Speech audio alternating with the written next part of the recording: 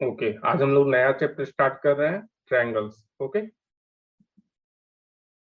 चलो इसमें सबसे पहले आप बताओ कॉन्ग्रुएंट फिगर्स क्या होता है। अजीत,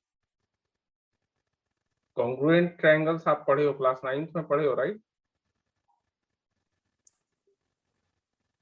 सर दो ट्रायंगल के कंपेयर करने पे उसकी सारी प्रॉपर्टी मैच करे। ओके, कॉन्ग्रुएंट फिगर्स मतलब कि कॉन्ग्रुएंट फिगर्स वो फिगर होते हैं जिसका सेम शेप होता है और साइज भी सेम होता है, राइट? ठीक है, ओके शेप एंड साइज सभी रेस्पेक्ट में सेम होना चाहिए तभी कॉन्ग्रुएंट होता है। मतलब कि अगर आप ओवरलैप करवाओगे, एक को दूसरे के ऊपर रखोगे, तो नीचे वाला आपको दिखेगा नहीं। Okay, yes. तभी हम बोल सकते हैं कि उसका साइज भी सेम है और शेप भी सेम है। ठीक है, वैसे ही दूसरे को पहले वाले के ऊपर रखोगे फिर भी वैसा ही होगा, आपको दूसरा वाला नहीं दिखेगा। Okay, yes. Means same shape होना चाहिए। अब देखो लाइन की अगर बात करते हैं तो लाइन हमारा कॉन्ग्रुएंट कब होता है? टू लाइन सेगमेंट्स, लाइन तो नहीं होगा, two line segments are congruent if their length are same, क्योंकि लाइन की थिकनेस होती नहीं है, राइट? सो मेनली लेंथ अगर आपका सेम है means if you we can say A B, yes.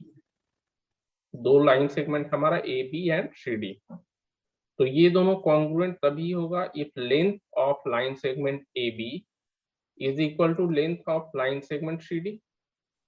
Yes. ठीक है, अगर इक्वल हुआ then this two are congruent.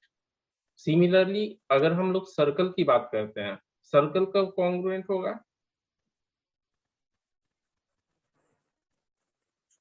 Circle sir जब जब रेडियस रेडियस सेम हो, इक्वल होता है, राइट? जब दो सर्कल की रेडियस इक्वल होगी, मान लो ये सर्कल है और दूसरा वैसा ही सर्कल ये है, अगर दोनों का रेडियस इक्वल हुआ, this is also R, this is also R, तो कॉन्ग्रुएंट। आपको हाँ तो कॉन्ग्रुएंट हो जाएगा। तो यहाँ पर हम लोग डिनोट करते हैं C O R and O dash मान लो, तो circle O R R one मान लो is congruent to COR2. This is R1, R2. So these two are congruent if R1 is equal to R2. ठीक है, दोनों रेडियस R के बराबर होगा। ओके, यहाँ पर length are equal, then AB is congruent to CD। ठीक है, लाइन सेगमेंट। सिमिलरली अगर मैं बात यस। करूं ट्रायंगल्स का, तो ट्रायंगल्स में क्या होना चाहिए, कब कॉन्ग्रुएंट होगा, कैसे हम बोल सकते हैं? Two triangles are congruent when, देखो मान लो ये ट्रायंगल है, दूसरा ट्रायंगल हमारा ये है, ये दोनों कब कॉन्ग्रुएंट होगा? सर जब तीनों साइड की लेंथ इक्वल होगी। यस, देखो इसमें दो चीज होते हैं। पहला इक्वी एंगुलर होना चाहिए, इक्वी एंगुलर मतलब कि कॉरेस्पॉन्डिंग एंगल्स इक्वल होना चाहिए। ठीक है, यस सर। तो उससे क्या होता है कि शेप हमारा सेम हो जाता है। ठीक है, शेप सेम हो गया, और यस सर। साइड का लेंथ अगर इक्वल हो गया, corresponding side should be equal, means equilateral उसको बोलते हैं। ठीक है, कॉरेस्पॉन्डिंग यस। लेंथ आपका साइड, तो ये एंगल मान लो इसके बराबर है, दिस एंगल आर इक्वल, और लेंथ वैसे ही आपका जैसे मान लो A B equal to D, this equal to this, B C equal to E F, और ये तीनों, ठीक है, थर्ड भी हमारा इक्वल होगा, then this two triangles are congruent. ठीक है, वैसे तो आपको तीन कंडीशन मीट कर जाती है तो कॉन्ग्रुएंट हो जाता है, बट उसका रिजल्ट भी आप देखोगे तो बाद में सभी कुछ आपको मीट करेगा। So A B C is congruent to triangle D E F. ठीक है, कॉन्ग्रुएंट समझ में आ यस। गया? So two yes. geometric figures are said to be congruent if they have the same shape and the same size. Same angle. ठीक है, next one similar figures, ये आपको क्लास 10 में यही सिलेबस है आपका। तो सिमिलर कब हम बोल सकते हैं कि दो ट्रायंगल या दो ज्योमेट्रिकल फिगर जो है सिमिलर है? कब बोलेंगे? मान लो दो ट्रायंगल्स है, ठीक है, suppose this is a triangle, equilateral triangle है, दूसरा ट्रायंगल है हमारा ये वाला। सर जब दोनों की शेप सेम होगी बट साइज डिफरेंट होगी। Yes, shape should be same, size may और may not be same. Yes. ठीक है, डी ई एफ, तो ये दोनों आपका सिमिलर तभी होगा जब शेप आपके सेम होंगे। तो मतलब बोल सकते हैं कि दो इक्विलैटरल ट्रायंगल हमेशा सिमिलर फिगर होगा। Yes sir. ठीक है, हमेशा सिमिलर होगा। दो सर्कल हमेशा सिमिलर होंगे। यस। दो स्क्वायर हमेशा सिमिलर होगा। Yes sir. ओके, सो इसे हम बोलते हैं सिमिलर फिगर्स। Okay, okay. चलो, तो यहाँ सिमिलैरिटी कैसे हम डिनोट करते हैं? मान लो triangle A B C is similar to triangle D E F. ठीक है, ये इज सिमिलर टू का नोटेशन है। तो ये दोनों सिमिलर होगा इफ यहाँ पर corresponding angle should be equal and sides should be proportional. यहाँ पर मतलब रेशियो सेम होता है, ना कि इक्वल होगा, yes. Ratio should be same. Sure. ठीक है, अब देखो लाइन सेगमेंट की अगर बात कर लें तो लाइन सेगमेंट कब हमारा सिमिलर होगा? मान लो ए बी है और दूसरा हमारा सी डी है, so when this two are similar. Yes sir when corresponding side of a line it should be equal। नहीं नहीं, इसमें तो साइड की बात ही नहीं है, मतलब सिर्फ लेंथ ही corresponding बताना ratio है। कर इसमें रेशियो भी कुछ नहीं आएगा। देखो देखो यहाँ पर क्या है ना, ये दो लाइन हमेशा सिमिलर होता है। ठीक है, इसमें कोई रिक्वायरमेंट ही नहीं है फिर, क्योंकि देखो कॉन्ग्रुएंसी में क्या है कि लेंथ आपका सेम होना चाहिए और लाइन का डायमेंशन तो एक ही डायमेंशन होता है, सिर्फ लेंथ, राइट? यस। ठीक है, ये तो वन डायमेंशनल फिगर है लाइन आपका, कोई थिकनेस नहीं होता है लाइन की। तो यहाँ पर हम लोग बोल सकते हैं two line segments are always similar. जैसे two circles are always similar बोलते हैं ना, ठीक है, two circles are always yes sir. Similar, two two equilateral triangle always similar, वैसे ही two line segments are always similar. Okay, कोई okay. Doubt नहीं है ना? No sir. चलो आगे बढ़ते हैं। नहीं sir. Next one is similar figures. Already हम डिस्कस कर चुके हैं, means they should have same yes. shape but not necessarily the same size। Okay, size same हो भी सकता है, नहीं हो सकता है। तो इससे कंक्लूजन बस वही आप ड्रॉ कर सकते हो कि दो कॉन्ग्रुएंट फिगर हमेशा सिमिलर होगा, बट दो सिमिलर फिगर मे और may not be congruent. Okay, अगर साइज सेम हो गया तब तो कॉन्ग्रुएंट हो जाएगा, अगर साइज यस सेम नहीं है sir. Then it will not be congruent. Okay, okay. चलो, similar polygons. Two polygons are similar when. Polygons मतलब क्या हुआ?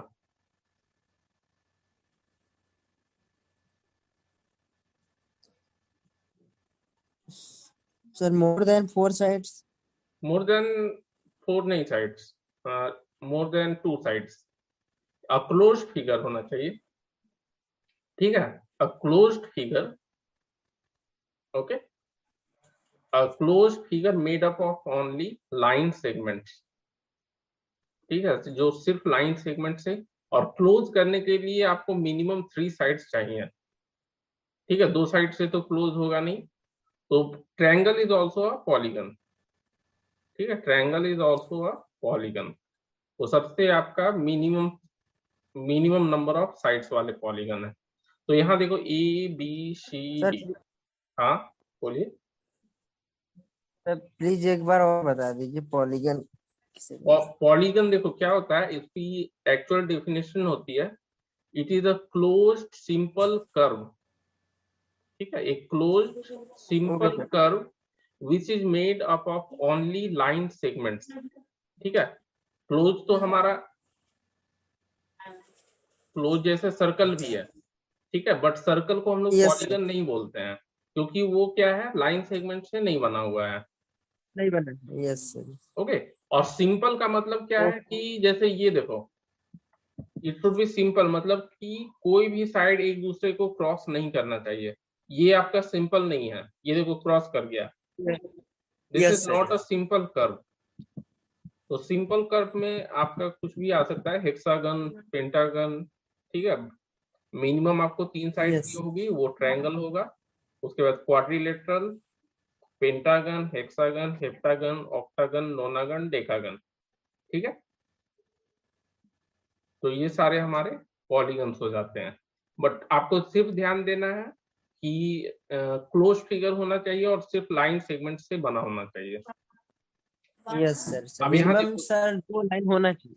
मिनिमम तो 3 होगा, क्योंकि 3 से कम में क्लोज कर ही नहीं पाओगे आप, ठीक है। तो Yes, दो, sir. 2 लाइन अगर मैं ड्रॉ करूं तो कैसे क्लोज करूंगा, नहीं कर पाऊंगा।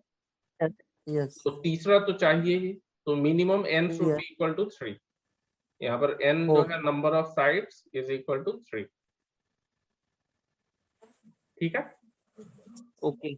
अब यहाँ सर देखो क्लियर नहीं था। अच्छा, ये आपको पॉलीगन पढ़ना था क्लास 8 में, क्लास 8 से स्टार्ट हाँ हुई सर, थी ना। देखो हाँ ये, सर, हाँ यहाँ बट पर हम, कॉन्सेप्ट नहीं।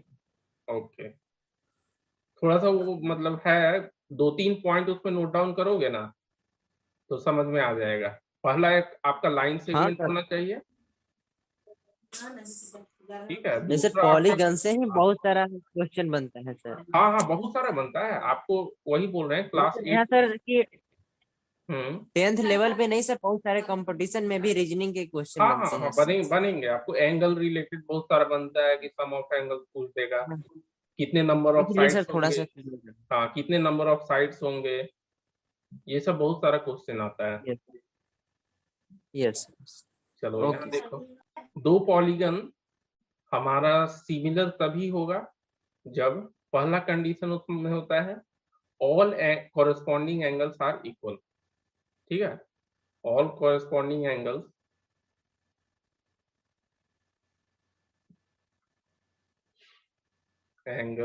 आर इक्वल,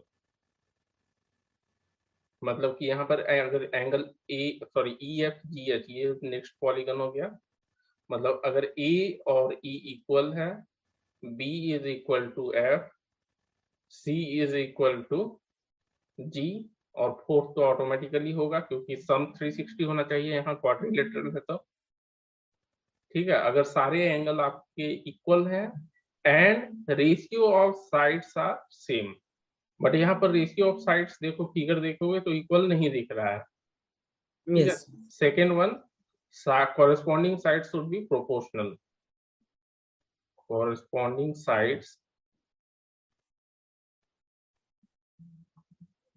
मतलब जो ट्रायंगल का है ना वही रूल यहाँ भी अप्लाई होता है, should be proportional।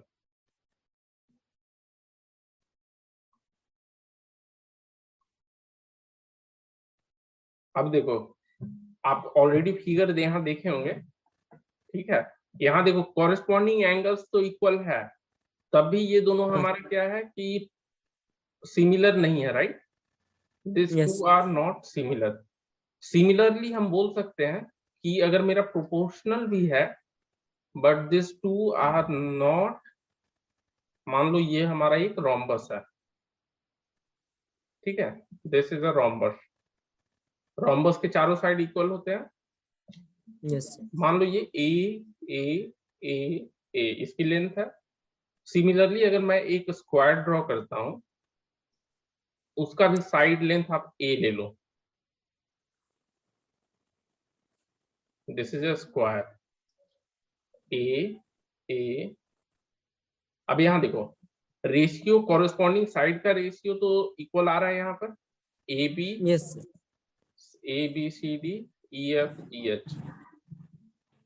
यहाँ पर साइड का रेशियो देखो इक्वल है, बट क्या है कि एंगल जो है वो डिफरेंट है। देखो यहाँ 90 डिग्री है, यहाँ पर कुछ और अरे एंगल है, सो कॉरेस्पॉन्डिंग yes, एंगल्स आपका इक्वल नहीं है। तो जब तक दोनों कंडीशन मीट नहीं करता है, देन वी तब तक कैन सिमिलर नॉट, नहीं। हाँ तो सिमिलर नहीं होगा। ये दोनों मीट करना चाहिए आपको। So two polygons having the same number of sides are similar if their corresponding angles are equal and sides are in the same ratio। ठीक है, और इस रेशियो को हम लोग बोलते हैं स्केल फैक्टर। जो साइड की रेशियो होती है that is also Yes. called as scale factor or representative fraction। Equiangular triangles, so two triangles are equiangular if corresponding angles are equal। Already हम लोग डिस्कस कर चुके हैं, ठीक है। corresponding angles अगर इक्वल होता है then they are said to be equiangular triangles। similar triangles, ठीक है, ये भी हम लोग अभी डिस्कस कर चुके हैं। Two triangles Yes. Are similar, corresponding sides आपका जैसे पॉलीगन का होता है सेम यहाँ भी वही कंडीशन है। Corresponding angles are equal and their corresponding sides are proportional. Okay, next अब देखो बेसिक प्रोपोर्शनैलिटी थ्योरम। ये वाला थ्योरम बहुत इंपॉर्टेंट है, ठीक है। Yes, कितने बार तो but इसका MCQ based हो गया। क्या बोले? बट सर MCQ बेस्ड हो गया तो इस साल हाँ फर्स्ट टर्म में तो इम्पोर्टेंट नहीं। हाँ इस साल हो सकता है नहीं पूछे, बट ठीक है काफी इंपॉर्टेंट है, आपको प्रॉब्लम सॉल्विंग में भी हेल्प करेगा। हाँ हाँ, हेल्प करेगा। ठीक है, प्रॉब्लम्स जब सॉल्व करते हो तो उसमें आपको काफी हेल्प हो जाएगा। अब देखो यहाँ पर क्या है, a line is drawn parallel to one side, मतलब एक ट्रायंगल है, ठीक है। Suppose this is a triangle और एक लाइन ड्रॉ की जाती है आपको which is parallel to one of the sides। ठीक है, suppose this is your line. Okay, ये हमारा हो गया मान लो DE। So this is parallel to BC, ये आपको गिवन है। तो प्रूव यहाँ क्या करना होता है हमें कि AD ratio DB will be same as AE ratio EC, मतलब कि बाकी दो साइड्स को सेम रेशियो में ये लाइन डिवाइड करेगा। ओके, तो जब आप प्रूव करते हो कोई भी थ्योरम तो क्या क्या आपको करना होता है, सबसे पहले लिखना होता है गिवन, राइट। ज्योमेट्री में Yes. आप ये एकदम ध्यान से रखना, सभी स्टेप की मार्किंग होती है। जब भी आप करोगे प्रूफ सबसे पहले गिवन क्या है वो आप लिख दो। यहाँ क्या गिवन है, a triangle Yes. ABC and DE is parallel to BC intersecting AB at D intersecting AB at D and AC at E। AC at E. हाँ E है ना, ये यहाँ इंटरसेक्ट कर रहा है देखो। ओके, उसके बाद नेक्स्ट स्टेप होता है हमारा कि प्रूव क्या करना है। क्या यहाँ प्रूव करना है हमें, AD बाय DB रेशियो हमारा जो है, ठीक है, सेम होना चाहिए। So AD by DB is equal to AE by EC। ठीक है, यही प्रूव करना है। नेक्स्ट स्टेप होती है अगर कोई कंस्ट्रक्शन आप कर रहे हो तो कंस्ट्रक्शन आपको लिखना है, ठीक है, बताना है कि हमने क्या कंस्ट्रक्ट किया है इसमें। सो कंस्ट्रक्शन, तो यहाँ पर हम लोग क्या कर रहे हैं कि दो लाइन को ज्वाइन कर रहे हैं। पहला आप लाइन D। हाँ B ज्वाइन कर दो, ठीक है, और CD ज्वाइन कर दो। एक तो ये कंस्ट्रक्शन में हो गया। दूसरा हमें एरिया यहाँ पर फाइंड करनी होती है, तो एरिया के लिए हमें एल्टीट्यूड चाहिए होता है, ठीक है। तो आप एक E पॉइंट से एल्टीट्यूड ड्रॉ कर दो इस साइड के ऊपर, दूसरा D से एक एल्टीट्यूड ड्रॉ कर दो इधर, ठीक है। ट्रायंगल का एरिया क्या होता है, half into base into height, right. Yes. तो ये दो एल्टीट्यूड आपको ड्रॉ करने होंगे। मान लो ये आपका हो गया P, DP and E Q. Okay, अब यहाँ देखो Okay, sir. हम क्या करेंगे, एरिया का रेशियो कैलकुलेट करेंगे। तो एक एक करके 4 ट्रायंगल्स का एरिया पहले कैलकुलेट कर लेंगे। कंस्ट्रक्शन में आप पहले स्पेसिफाई कर दो join BE and CD. CD. ठीक है, नेक्स्ट हम ड्रॉ Altitude. हाँ DP perpendicular to AC and EQ perpendicular to AB। Yes, sir. ठीक है, ये आप लिख दो। नेक्स्ट स्टेप आपका होता है प्रूफ, जो कि सबसे इंपॉर्टेंट होता है। चलो प्रूफ में क्या करेंगे, हम लोग एरिया फाइंड करेंगे। तो एरिया ऑफ ट्रायंगल, अगर मैं बोलूं ट्रायंगल ED, ऊपर वाला जो पोर्शन है डी के ऊपर वाला, तो एरिया ऑफ ट्रायंगल ADE क्या हो जाएगा, half into AD into EQ। लिख सकते हैं, half into base into height. Yes, sir. Yes, sir. Yes, sir. ठीक है, चलो ये हमारा इक्वेशन 1 हो गया। नेक्स्ट हम area of triangle DEB calculate करेंगे। एरिया ऑफ ट्रायंगल DBE, और ये भी हमारा हो जाएगा हाफ इंटू, यहाँ बेस हम BD कंसिडर कर रहे हैं, सो बेस इज BD। ठीक है, या Into D. DB लिख देते हैं, बेटर रहेगा, DB हमें प्रूव भी करना है। सो DB इंटू EQ। एल्टीट्यूड तो सेम होगा दोनों ट्रायंगल्स के लिए, Yes, sir. वो सिर्फ एक्सटीरियर में लाई कर रहा है। सो ये सेकेंड इक्वेशन हो गया। अब ये दोनों का रेशियो आप ले लो। सो एरिया ऑफ ट्रायंगल, चलो नेक्स्ट पेज में ही ले लेता हूँ, फिगर मुझे चाहिए बट ओके।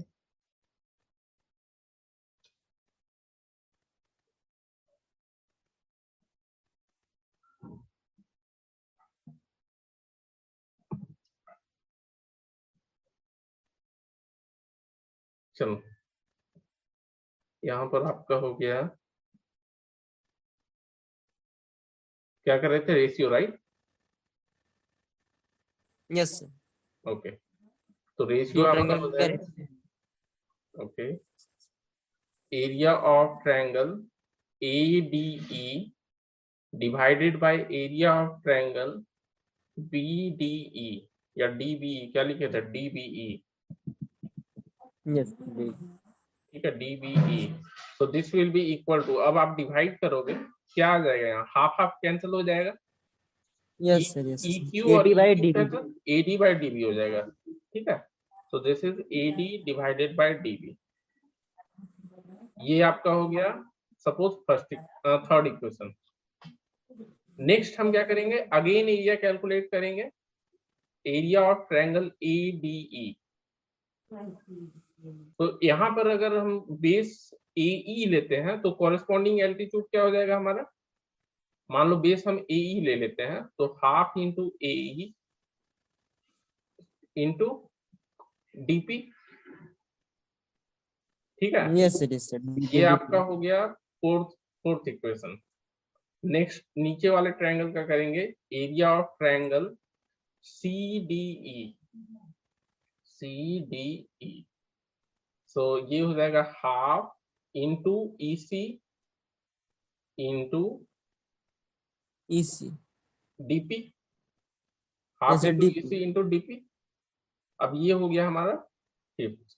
तो यहाँ भी रेशियो आप कैलकुलेट कर लो। So area of triangle ADE divided by area of triangle DBE Yes.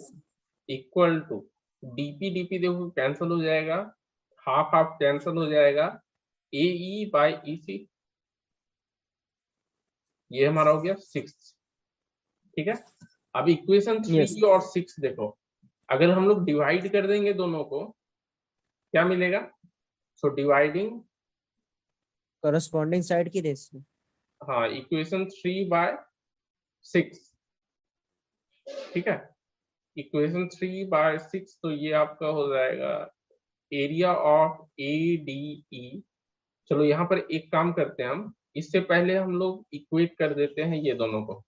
Left side जो है एडीई तो है देखो दोनों में, नीचे Yes, हमारा same. डीबीई है, सॉरी, और डीबीई एंड सीडीई, ये मैंने गलत लिखा, वहाँ मिस्टेक लिखी है सर। हाँ सीडीई होगा, ठीक है, this will be C D E, और इधर ट्रायंगल आप दिखा दो, एरिया ऑफ ट्रायंगल सीडीई। अब देखो ए बी डी ई और सी डी ई देखोगे तो सेम बेस पे लाई कर रहा है, डीई इसी बेस पे लाई कर रहा है दोनों, Yes, sir. और सेम पैरेलल लाइन के बीच में है। क्लास 9 में आप पढ़े हो कि two triangles lying on the same base and between the same parallel lines are equal in area. Yes, sir. ये थ्योरम पढ़े हो? Yes, sir.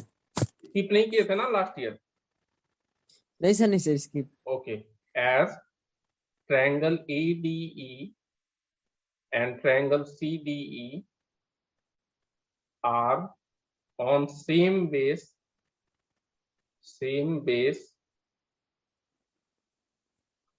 DE and between same parallel lines, between same parallels DE and BC, therefore area of triangle DBE, ये दोनों equal हो जाएगा, will be equal to area of triangle CDE। ठीक है, चलो ये आपका हो गया इक्वेशन नंबर 7। अब देखो इक्वेशन 3, 6 और 7 एडी देखो इक्वल है, Yes, sir. डीबीई और सीडीई हमने इक्वल प्रूव कर दिया यहाँ से फ्रॉम 7। Yes, sir. तो लेफ्ट साइड जब इक्वल है तो राइट साइड हम इक्वेट कर सकते हैं। Yes, sir.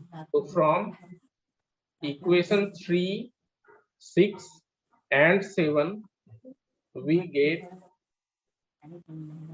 AD by DB equal to AE by EC, यही प्रूव करना था। AE by EC. AE by EC, हाँ, ठीक है, yes. रेशियो जो है सेम होगा दोनों का।